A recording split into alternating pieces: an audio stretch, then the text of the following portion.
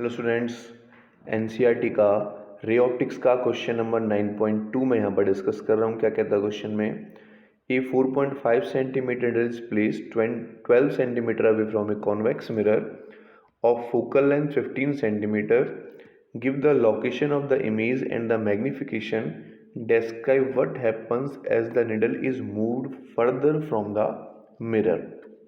Okay, तो अब हमारे पास ये कॉन्वेक्स मिरर दे रखा है।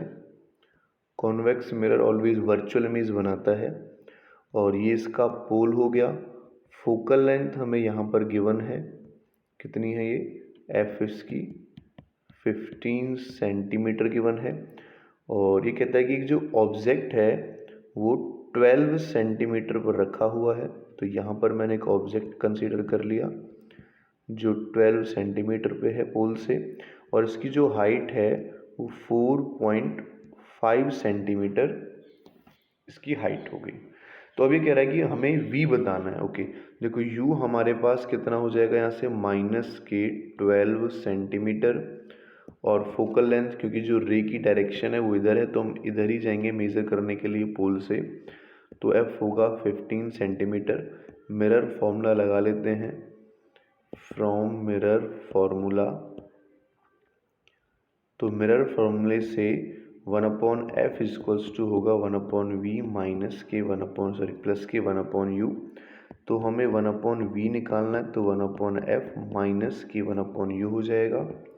वैल्यूज पुट कर लेते हैं, 1/v इक्वल्स टू 1/f हमारे पास 15 हो जाएगा एंड माइनस ये माइनस का 12 हो जाएगा। तो यहाँ से माइनस माइनस प्लस हो जाएगा एंड हम एलसीएम ले लेते हैं। 60 हमने एलसीएम ले लिया तो 15 4 जा 60, ये प्लस का होगा बीच में, और 12 5 जा 60 यानी 9/60, और ये 3 बार कटेगा, ये 20 बार कटेगा। तो रिवर्स करेंगे तो ये 20/3 अप्रॉक्सीमेटली 6.67 या 7 लिख देते हैं, 6.7 सेंटीमीटर हमारे पास v आ जाएगा। प्लस का आया है तो उसका मतलब v जो हमारे पास बनेगा वो दूसरी तरफ बनेगा, यानी यहाँ पर v हमारे पास बनेगा। ठीक है, तो वर्चुअल इमेज इसकी बनेगी। हम इसके नेचर की बात करें तो यहाँ से हमें पता चल रहा है कि वर्चुअल इमेज बनेगी। बाकी एक बार और हम डिस्कस कर लेते हैं। अब इसमें साइज की बात भी की होगी क्वेश्चन में।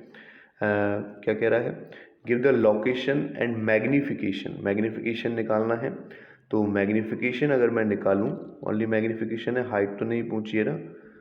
Give the location of the image and the magnification.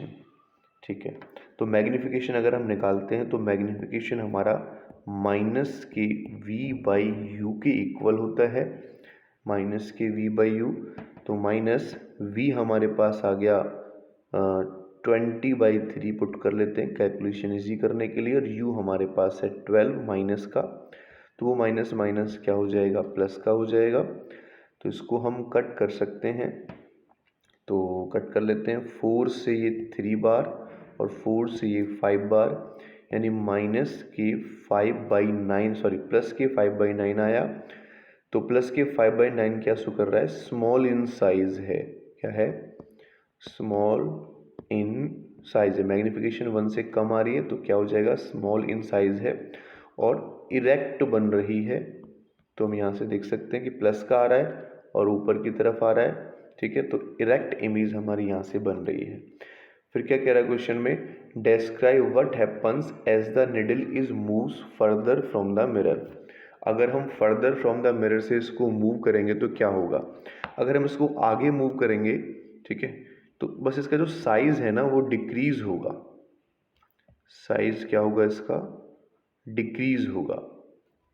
ठीक है, साइज डिक्रीज होगा अगर इस ऑब्जेक्ट को हम इधर की तरफ मूव करते हैं।